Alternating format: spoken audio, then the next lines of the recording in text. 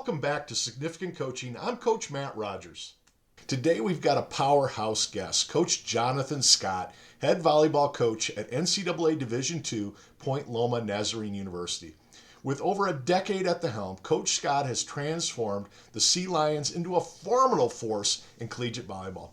Under his leadership, the team secured their first ever PacWest Championship in 2023 and then followed up by achieving a record-setting 26-2 overall season in this past year, 2024.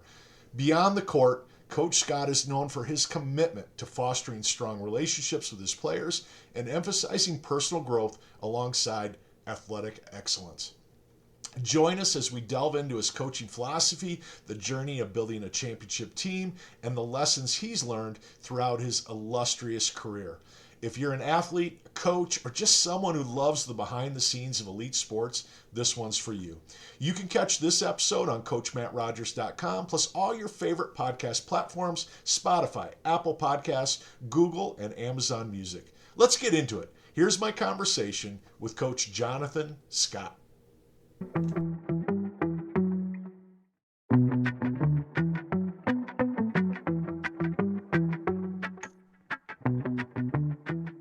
Coach Scott, you just had the best season in the history of Point Loma volleyball. Am I wrong? Yeah, that's right. What a great year you had. So I'm always intrigued as a former coach. What does that offseason look like? You got 3 more months realistically with the girls on campus. As a D2 coach, what can you do? What are you trying to get done before they leave for the summer? Big picture, I treat the fall as training the team, training our lineup, getting ready for the next game, trying to win. And I treat the spring more as individual development. It's a pretty good contrast, just day to day, what it feels, and then how we practice plan. With the 9 returners we have in the gym right now in the spring, it's about each and every one of them individually. That's the way that my brain is working right now, is thinking of each and every one of them. How do we get them better? What are we training? How are we building on their strengths as individuals? And then how are we working on their weaknesses and areas of growth? Let's get them all better. Let's get them jumping higher. Let's get them understanding their technique better. Are you pretty tunnel vision with that? We're going to compete every day. I don't think there's anything more important than competition itself. Every spring, especially at the beginning, there's going to be some injuries. We're nursing. We're probably not getting a lot of 6-on-6, but we're getting in a little bit of that, and then whatever else we can for competition. That's definitely happening. But also, we're more focused on the development right now. I haven't coached the D2 level in 15 years, and I know the rules. It seems every time I look at a rule that's changed. Yep. What are you able to do with your team right now in terms of days, how many kids on the floor, hours? What do you have available to you? Yeah, so that's called CARA, countable athletically related activities. Right. Number of hours that we're allowed to mandate our athletes doing something volleyball related, and then the number of hours we can actually be on the volleyball with them, with the coach. So currently 4 hours a week we can do volleyball, and a maximum of 8 hours total combined with volleyball and strength and conditioning. That's putting them up to that 8 hours right now. Okay. And then in about a month, we can go up to 15 hours a week total. And that can be all volleyball or any mix. It's a lot more convoluted than just a date. I want to say that the bylaw says something along the lines of you have a 45-day window to train 15 hours a week within those 45 consecutive days, and you get to pick when those 45 days are. When they start. I just always pick the end of the semester. We can maximize it. Yeah. So you get as much training before they're done. You can't touch them anymore for 2.5 months. All right. Yeah. And then once they get to finals, we can't do anything. And then that one of the bigger differences with D2 versus D1 is I don't know many D2 coaches. I actually can't think of a single one who mandate come back and stay in the summer and train. So for us, we're done at the end of April and we're checking in middle of August. It's almost a 4 month break. I want to get into what that 4 month break looks like in terms of your expectations of the girls and what you talk about. But I want to go back. You're trying to scrimmage a little bit every day and trying to compete a little bit every day. Can you bring a kid in? Let's say you got a kid at down the road at a high school you signed in November. Can they come in and practice right now with you? So for a Division 2 school, we can do what's called a tryout, and they Okay. can practice with us. One time. That's after they hit the June 15th date at the end of their sophomore year. So basically, a junior or a senior or a transfer could do it one time.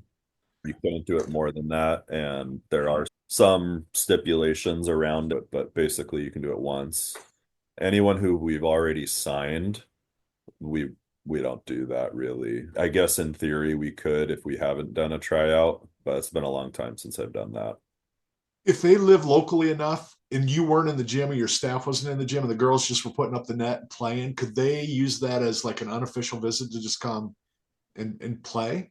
If there was absolutely no coach involvement whatsoever and nothing mandatory whatsoever, we couldn't stop them. Okay. I've had a couple of local San Diego girls in the last couple years. Yeah, I've never, as far as I know, I don't know of them doing that. In the summertime, I know that they're getting together and they're training at the local clubs. Yeah, It's but great. definitely without me there. When I was a D3 basketball coach in St. Louis, we had so many kids. There's 300 high schools within 40 miles. So when we'd get a kid committed, my guys would play all spring on their own, and those kids would just come in and play open gym because we weren't allowed in the gym anyways. So they would come in and play. So I always thought that was cool to build that community. But it sounds like your girls are doing that in the summer anyway. So that's great. Yeah, a little bit in the summer. And I would also say our sport and the calendar of it, all of our signed girls are heavy into their club season. Even if they are local, they're plenty busy enough doing Yeah, their own thing with their own team right now. absolutely. Let's talk about practices a little bit. This 4 hours you get every week. How much of it is evaluating that returning nine, as much as training and getting them better? How much of them is evaluating them, and how much of that evaluation is affecting how and who you're recruiting these next 6 months? Yeah, that's a big part of it. I will say if this changes year to year, but we have 6 freshmen signed coming in for the fall.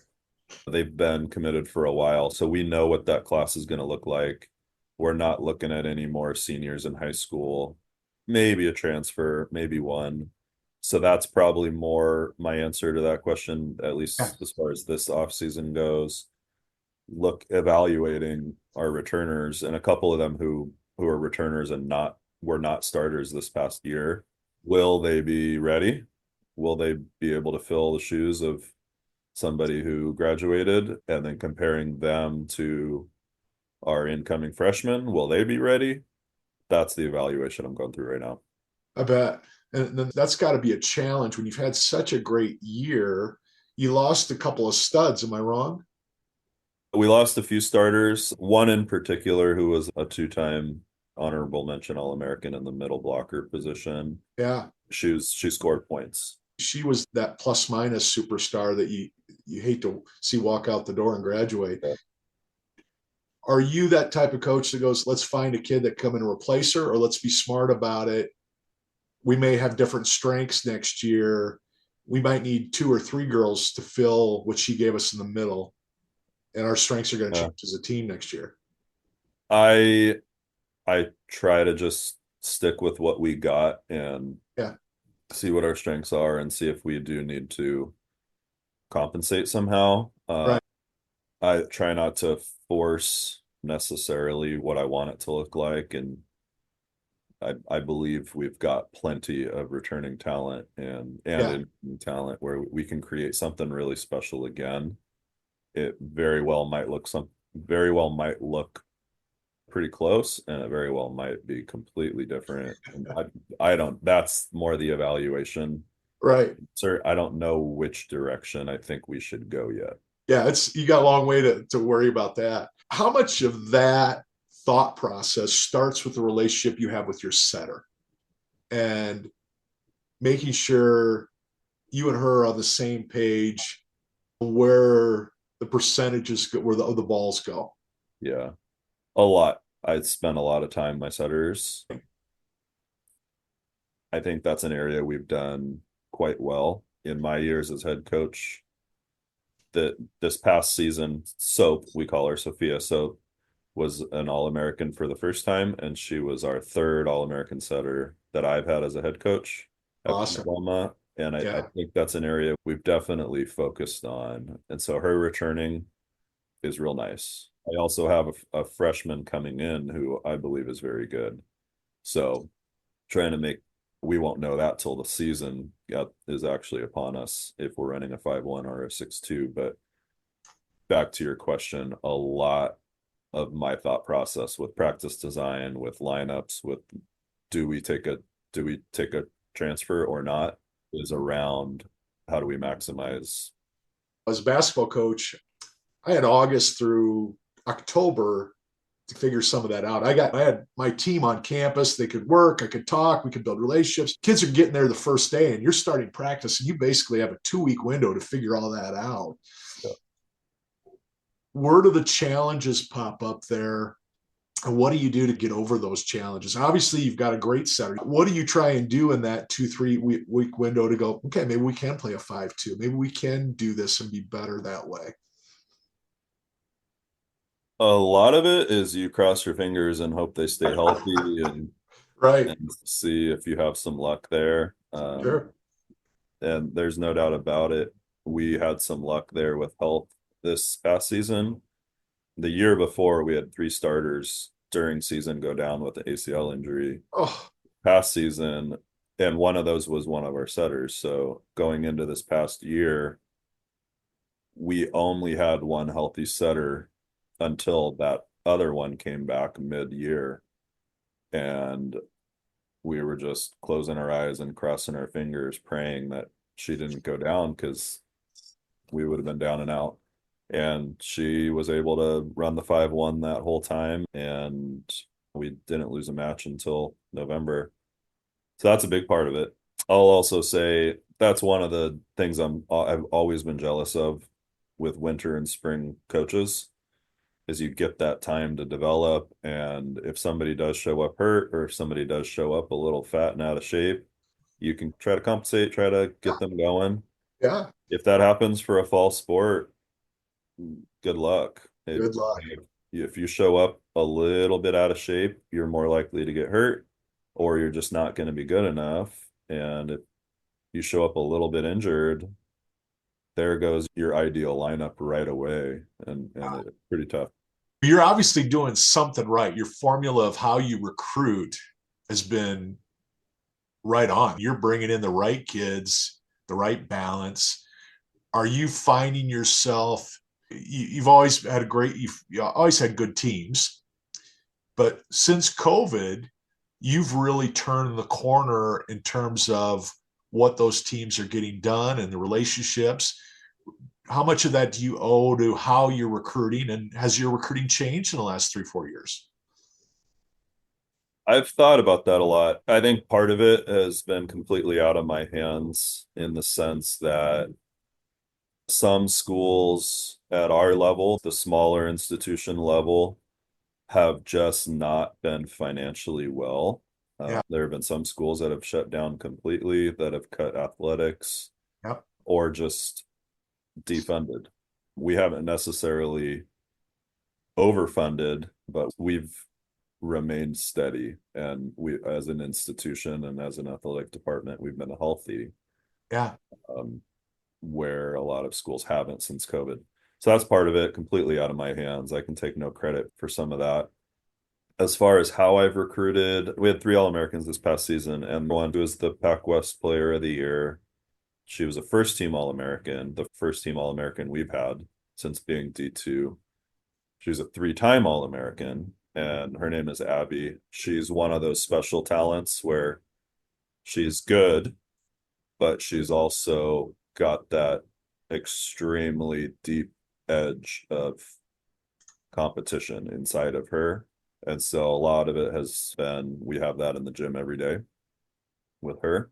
That's it. Abby Nua. Am Yep. I saying that right? Okay. Yep. So she's got her fifth year coming up.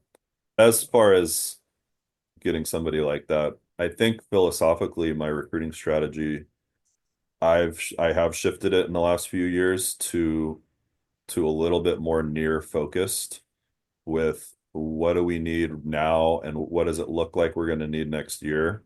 Okay. For a long time, I was really trying to win the recruiting game and get as many early commits as I could. And I was 2 years out a lot of the time, which is what typically D1 has always done. And I was trying to do that model at our level. I just think I've settled into a better overall philosophy lately. Yeah. I love when I look at your roster and I see 5'7", a 5'9" outside, a 5'5" lib, a 5'6" lib setter, 5'10" outside right side, 5'10" outside. It doesn't look like you're going into your recruiting cycle with, here's the box I'm going to stay in. I've got to have these criteria points if I'm going to recruit a kid. Looks like you're going after that kid that fits how you see the game. You don't really care about the size as much as, can this kid do the things we need them to do? Am I wrong when I look at your roster? That's definitely right. Don't get me wrong. If I could have 6'2" across the board and wildly competitive and all touching over 10 feet, I would take that. But yeah, I have this on phone calls with the recruits a lot. How I coach and what my philosophy is and that sort of a thing. And I always come down to two things. I'm a really competitive guy, and I don't want to shy away from that. So if I ever find somebody who actually competes, they're immediately a top recruit.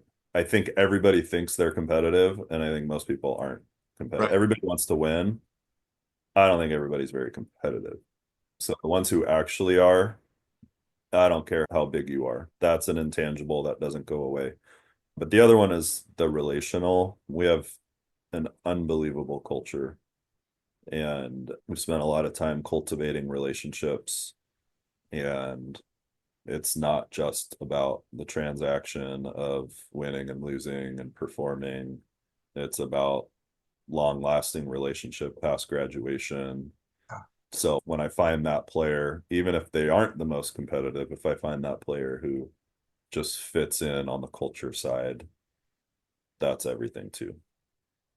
What role does your staff play in building that culture for you?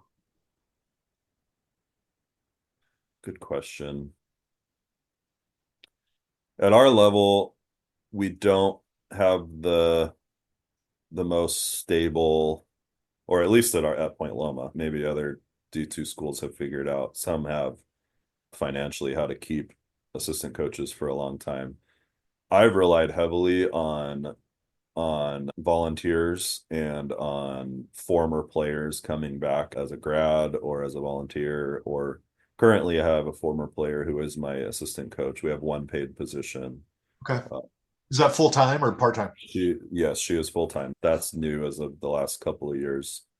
Is that a huge part of the change in what you've been able to accomplish, having that person in office full time and being able to I give? don't, I don't know yet. I hope so going forward. This was her first year. Okay. I hope so. But I would say not necessarily specific to staff to answer your question, just everyone in the program needs to take ownership of the culture. We have real conversation. Being a Christian school, we dive into scripture together. We share our testimonies with one another. We get vulnerable and we get uncomfortable. And so the coaches and everyone on staff, they're a part of that, Yeah, just as every one of the student athletes are. that's great. It's how much of that can you get into when you're recruiting with a kid and their parents? Is that a priority for you? Or do you say, this is who we are? We really like you, but you have to understand this is what we do. This is how we do it. This is a big part of our focus. Is that a leverage point for you, or do you feel like you lose a couple of kids because of that? I think it's both. Okay. Yeah, sometimes it'll push someone over the edge in our favor, and sometimes it'll push someone over the edge in the wrong direction. And I would say that's also in our favor because we probably didn't want them anyway. Yeah, because you can almost guarantee that they're not going to be as happy as they would somewhere else. Yeah. You want that kid that wants to be there for 4 years, especially the way you're set up. Let's talk about your seniors coming back. Looks like you've got Abby, you've got Gabby, and Macy. Are those your three seniors? Yeah, Gabby has decided not to take a fifth year. She's going to Okay. graduate, and she's already in the workforce. She's just waiting on her diploma at this point. But she was an incredible integral role more off the court, but heavy into our culture. Yeah, so just Abby and Macy. Abby will be a fifth year. She redshirted coming in her freshman year, and then this will be Macy's true senior year. Both have started whenever they've been healthy. Macy was one of the three who tore her ACL in 2023, so she missed a good chunk, about 11 months, but she came back and was immediately back into the lineup. That's awesome. I love the determination and the resilience when a kid blows out their ACL like that to come back and be the player better than they were. That makes me really happy to hear about Macy. Let's get back to the offseason with those two specifically. What conversations are you having with them about being the leaders, about their communication, about how they wrap their arms around the youngsters, the newcomers, focus on keeping our culture strong? What do those conversations sound like? Abby is currently our only captain. Okay. I usually like to have two captains, occasionally three, and our other captain, our fifth year middle, who I talked about, who had a great career. So she and I are having more of those conversations right now and trying to figure out what to do with the captain situation, if we add one or add two. And Macy's definitely, as she should be, she's someone we're thinking about in practice. They both work their butts off and they compete with joy. Like that's something we talk about a lot. They love the game and it comes out through the way they compete.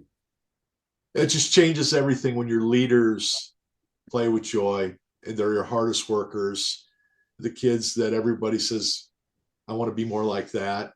I love that. Do you find yourself choosing captains the same way every year, or do they often end up choosing themselves? I've done it a lot of different ways. I remember one of my years, I was bottom of the totem pole on the coaching staff at USC a long time ago now, and legendary coach Mick Haley, I remember one time was talking about the captains, and he did it different ways too. But I remember one time let the girls put it to a vote, and one of the questions that came about by somebody was, "What if you don't think they're the right captain?"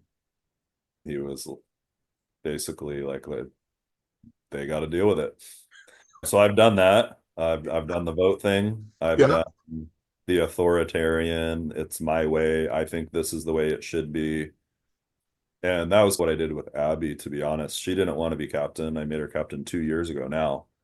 I just told her, you got to be captain for a number of reasons. It was the right call. Uh, Good. she doesn't, as much as she loves the spotlight where she wants to get the match point kill, she hates the spotlight as far as something along those lines, being in charge. Uh, Right. but she's stepped into it with amazing grace. Usually it's somewhere in the middle of those, though. We have regular one-on-one meetings or coffee or something and just pick their brains. Hey, what are you looking at? What does this team need for leadership? Are you interested in it? Who do you think would be a good captain? Those sorts of little Yeah. conversations, and then eventually go with our gut. I love that. I want to go back to your new staff. You've got a new assistant coach, been with you for a year. You coached her before. What do those one-on-ones look like in terms of, because obviously you'd love to have somebody on your staff with you for the next 10 years. and where you can go, all right, you got that, you got that. I don't have to worry about it. I know you know how to do 10 different things. What do those coffee talks sound like? What do those one-on-ones look like in terms of developing her and letting her spread her wings a little bit more in year two? I think that's exactly it, the developing. So far in my tenure as a head coach, every one of my top assistant coaches, even when they were part-time, they all moved on to another coaching position that may or may not have been an upgrade, in my opinion, but was a good career path move. Good. And that's something I make it pretty clear with them. If and when that needs to happen, I want to help you with that. So getting them prepared for that move whenever that needs to be the case. Living in San Diego, being on an assistant coach salary at a Division II institution, you're not making a lot of money. Uh, No. I'm not making a lot of money on a head coach salary, that's for sure. So I know it can be pretty difficult. So making sure that they're ready if and when they want to do that, that's always one of the priorities. And then it's more back to what we were saying with thinking about the lineup. What are our strengths as a staff? What are our strengths as a program? And then how do we meet those? So it's a give and take and just trying to figure out what they do well and how to complement what I'm doing. And you have to. Every assistant coach you have is going to be a little different. They're going to have a different skill set. You got to find, you've got 50 things on your plate. How can you get rid of 4 or 5 of them where you don't have to worry about those 4 or 5 things? What can that person do that you don't have to do? And when you're in your 11th, 12th year as a head coach somewhere, you've got a system now of what you want, how you like it, right? Yep. And it's also the art of that delegation is figuring out what you can delegate versus what you want to delegate but shouldn't. Yes. I've in the past tried to delegate, oh, I don't want to do this anymore. Like you take this, and then realizing it completely changed everything, and now it's twice as much work. Or if they move on, and now I got to take it back. It it's really an art more than a science. Yeah. I've always found if I have somebody who's really talented at anything technical, anytime they can get into software, Excel, film breakdown, I feel like 1,000 pounds come off my shoulders. Yep. Are you in that boat too? That's how I am with expense reports. Getting that one off was the hugest burden.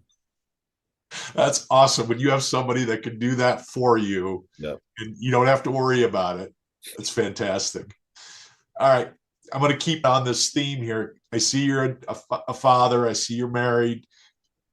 What for you are your strengths in finding that balance as a family man, as a coach, as an administrator running a program? How do you do all that? Yeah, I got to have your priorities set and straight and organized, and you got to know what they are and stick to your principles. I think it's really sad that even in our sport, which is a small community, a lot of coaches don't have their priorities straight, in my opinion, at least looking from my vantage point. And I think it's really sad. My 3 years at USC, I got to experience that big D1 life, and I made 3 Final Fours and had a really good, fun run. And I also saw that has to be priority one to be at that level, at least for most people. And I didn't want to get caught up in that. I really felt called to a place like Point Loma Yeah. where we can still have unbelievably good volleyball, but I don't have to sacrifice everything else to be number two. So I think a really big strength that I have is that of compartmentalization. I can I can leave this morning. I left my, front door at 5:15 in the morning because we do spring morning practices, and I am all in volleyball practice design. Like it's all about those girls and what they need and how we're going to win in the fall and what February practice looks like to win in the fall. Yeah. But as soon as I get home later or whatever, it is 100%. I'm a husband, I'm a dad, and I'm not thinking about that stuff, not intentionally at least. It's certainly there in the back of my mind, Yeah. but I'm not taking phone calls at home unless it's an emergency. I'm not doing those things. I can organize well and I can compartmentalize, and I think it can be done. I think young coaches that are getting into the field need to understand how important that is. That needs to be a priority for them and a factor for them in their growth is learning how to decompartmentalize. I was Yeah. terrible at it. That's why I got out of coaching. We had two kids and they're both under 4 and my wife was working and I didn't have the capacity in my late 30s to do both. It was I'm either going to be a great dad or a great basketball coach because I'm not doing either one. So I have great respect for you. And for me, it's amazing to me how often I'm talking to a coach like you where the fit is so right. The school and the coach, somewhere in the stratosphere, somebody made a great decision to say, this is the person that fits us. And I think where really good coaches fail is when they get to an institution where it's not a good fit, doesn't fit their character, doesn't fit their emotion, the leadership doesn't fit them, and they never become the coach they're supposed to be. And do you find that Point Loma has been that perfect fit for you, the circle in a round hole? Yeah, it really has been. As I said, I really felt called, and Yeah, I don't use that word lightly. And the my wife and I left full-time jobs for I started as the assistant coach at Point Loma for $6,000, yeah, and I felt called to it. And my wife and I were all in. 3 years later, I became the head coach. I've had the same athletic director and the same president the entire time up until this past summer. amazing. It's unheard of. Um, it's unheard of. They're both unbelievable leaders. What I told my former AD, who recently passed, was I never want to leave. And I would preface it with, I know this is a bad negotiating tactic because I want a raise. Please give me a raise, but I'm also not leaving unless I get fired. So, You don't want me around anymore. and I've said that to many recruits on phone calls. I have no intention of ever leaving unless obviously I get fired and it's out of my hands, or God is making it very clear to move. Yeah, I feel like he's made it very clear that this is where we are to stay and to move this community. We are plugged in. We're all in. My wife, my girls, our church and their school is in the Point Loma community, and you're right. I do think it's the right fit. it's it's so cool for me because I do talk to coaches where I can tell at the end of our conversation this is the last stop for them. They're still searching for something that fits them. They like where they're at, they're doing well, but there's something more profound out there for them. But it makes me really happy to hear the joy you have for your school and your community and how happy your family is. That's we can't ask for anything more. You're going to be a better coach because of that support system you have and the faith you have not only in your soul and your spirit but in that school and the people around you. So it's going to make your girls happier too because of it, Yep. right? Coach, let's dive into recruiting a little bit because that's really where I live these days. If I put you in a room with 300 volleyball families, I put you at an ABCA event, a USA volleyball event. What are your keys of advice to families about recruiting? What do you think they need to know that maybe they don't hear enough or it doesn't always get through? Yeah. I think there are a couple of things I do try to hit on, and I also coach on and off, but I coach club volleyball as well. So I have this conversation as a club coach, as someone who's trying to help them in that setting. And I think there are two keys that I lean on. The first one, maybe it's my bias showing I've chosen D2, I've chosen small Christian school, I've chosen not to quote unquote climb the ladder and find the next best thing and that sort of thing that a lot of people get caught up in. But that's the first one. It's not all about the appearance of quote unquote big time D1. It's not all about the full ride even. Maybe that's a necessity if that's your social income status and you need it, go get it. But it really is about finding that place that works well, that fits you. Finding the coach, hopefully it's the one head coach for your career, but finding the coach and the players on that team where you're like, these are my people. Those girls are going to be my bridesmaids. That coach is going to be a lifelong friend and mentor, not just 4-year coach. That would be by far the most important one. And that's obviously not easy. But if you frame it that way, you're starting off differently. And then the second one is don't do the comparison thing. Like everyone is on their own journey. And as soon as you compare your journey to your teammates' journey, something's going to go bad. I totally agree. That's great advice. And we get so caught up into it. I can't tell you how many times a parent will say to me, Matt, this kid just got an offer here and my daughter ate her up. I go, what do you think that means to a college coach? Why can't they see that she's better than that girl they just signed? Because there's 1,000 other things that go into that decision. What does that coach need on their roster? What kind of character are they looking for? What kind of teammate are they looking for? Grades, test scores, faith. How do they handle diversity? How do they handle adversity? If you're not looking for happiness and health, you've completely gotten off the rails. If all you're looking for is that scholarship or that prestige, there's a good chance you're going to be one of those 42% that end up in the portal or quitting. So it's fantastic advice. What's a piece of advice you've been given over the years about life, about parenting, about coaching that you find yourself giving to others? That's good. I'll give you mine because it's so Yeah. simple. On my wedding day 27 years ago, my history teacher was the father of my best man. And he gave us a card, and all he wrote in the card was, be generous, Jerry. Love it. And and to this day, almost 30 years later, it is so profound for me.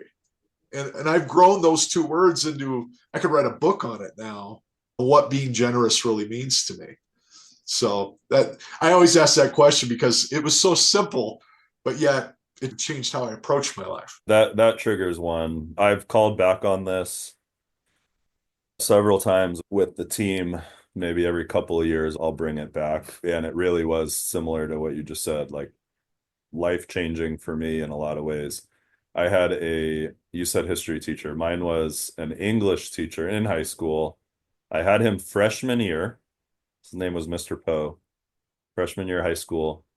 And I was basketball and volleyball, but I was the athlete who only cared about sports and did not care really at all about paying attention in class or listening. This was freshman year. It gets better. So freshman year, I have this guy, Mr. Poe, and I remember really starting to respect the man, good teacher. One of the things that was pretty amazing is regularly he would have college students just randomly show up, knock on the door during class, and he would stop class and go give him a hug or give him a handshake. And they were his former students who would come back just to say hi. And I never really thought anything of it until I was older, of how impactful of a man he really was on a lot of people. Anyway, on his wall was a quote that says, attitude is a decision. Love that. Attitude is a decision. And I remember all freshman year not really caring about that quote whatsoever. Anyway, senior year comes around. I get to take AP. This seems like it's getting better, but it gets worse before it gets better. I get to take AP English, whatever, AP English writing or whatever the class was called. You Sure. can tell I still didn't really care about classes senior year, but I'm like, I'm going to take Mr. Poe because I remember really at least respecting the guy. I'm still not respecting him as far as listening, as far as doing what a student ought to do. He takes me out of his class. We walk around the building and he cusses me out. And he says, I'm not going to use the words he used, but get out of my class. Like, you should not be in my class. And after a little bit, I realize I'm not going to pass this class and I'm a senior. So I drop it. And it takes me several years till I quit volleyball my freshman year of college with a back injury and I began coaching. And then I start to realize, oh, Mr. Poe, attitude is a decision. And I'm able to call back on that as such a failure, but call back on it of like how important. And I still got a life lesson out of it somehow. So I hope you've been one of those people that have gone back and given him a hug in the middle of I've the tried to. He's since retired. Good guy. Isn't it amazing how a message like that subliminally in a classroom resonates with that one kid? And that's really why he won it. If this helps one kid, maybe now, maybe later, I just love that he cared about you enough to say, you and I are going for a walk. Yep. Because if I don't do this for you now, you may never see what you're capable of. A walk around the corner where no one can hear us. I love it. I just love it. Thank you for sharing that story. I'm so glad I got to know you. What an impressive career you've had. And it feels like it's just getting started. Thank you so much for sharing your stories and your advice with me and our audience. Yeah. Thanks, Matt. Thanks for this pod. What a great conversation. Huge thanks to Coach Jonathan Scott, head volleyball coach at Point Loma Nazarene University, for sharing his insights on building a championship culture, developing athletes in the offseason, and the leadership mindset that keeps his program thriving. His dedication to his players and the game is truly inspiring.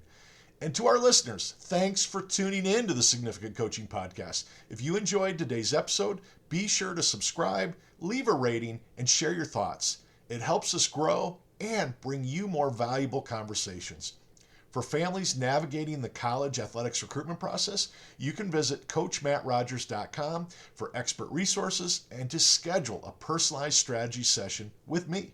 And don't forget to check out my book, Significant Coaching, the playbook for prospective college athletes, filled with insights and strategies to take ownership of the recruiting journey. You can also explore past episodes and my blog for more on coaching, leadership, and recruiting. Thanks again for listening. See you next time on the Significant Coaching Podcast.